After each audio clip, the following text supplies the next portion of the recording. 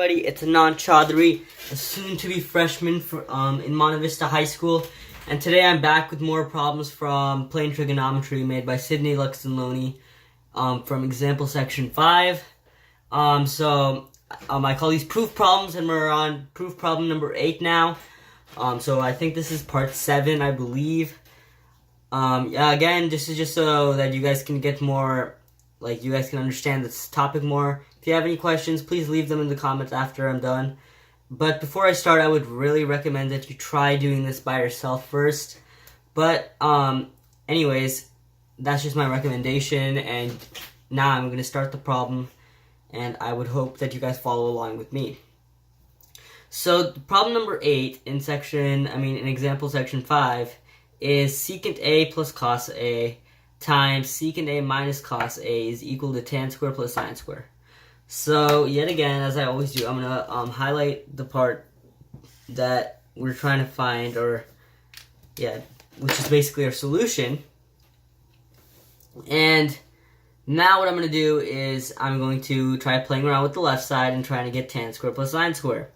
So, what I'm going to do here is, knowing my property of a plus b, a minus b is equal to a squared plus a squared minus b squared, I'm going to actually just do that, because this is secant squared plus cos squared and secant A plus minus cos A. So what I'm going to do now is I'm going to just simplify it into a secant squared A minus cos squared A. So that was not that hard of a thing to do. Again, that's just coming from the formula as a squared minus b squared is equal to, I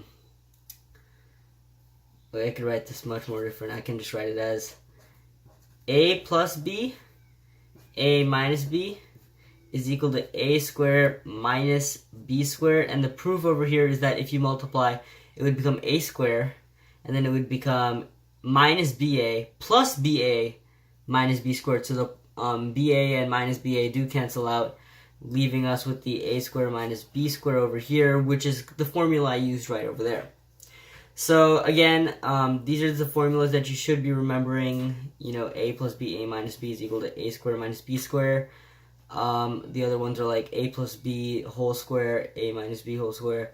Again, these are just the formulas that you should be remembering. But I will write them down on the side just if we're going to use them in the video. But just remember that that is kind of stuff you should know from algebra. This is not even trigonometry. This is algebra stuff right over here. That's just algebra formulas. Now, anyways, what we're going to do now is, so now we're currently left with, again, the secant squared A minus cos squared A. So now from here, I believe it's pretty simple. I'm going to start off by substituting minus cos squared A for, let's simplify this. So it's equal to secant squared of A, and we're going to use the formula cos squared A is equal to 1 minus sine squared A, and we're going to make it minus, and then 1 minus sine squared A. And the only reason I'm doing this is because I see a sine squared A in our solution over here, so I'm going to try converting it into a sine squared A itself. So now that we have this, it's going to equal to secant squared of A is minus 1 plus sine squared of A. So now we're given our sine squared of A, and I kind of don't want to remove that. This sine squared of A I'm going to try keeping because it's going to be part of our solution. So now my only goal is to,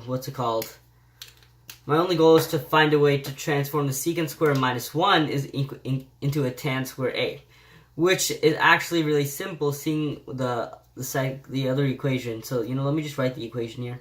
Sine squared A plus cos squared A is equal to 1, which did bring us to cos squared A is equal to 1 minus sine squared A, which is the formula we just used.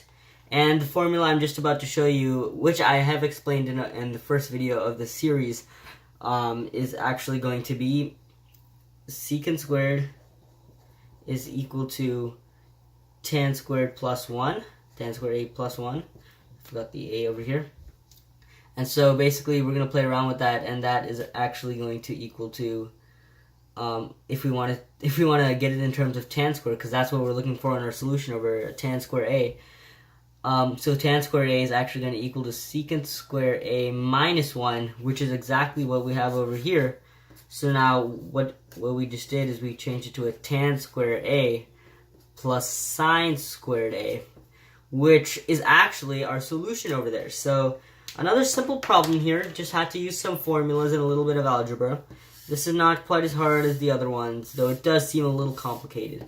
Now see, all these problems look a little complicated, but aren't as complicated as they seem.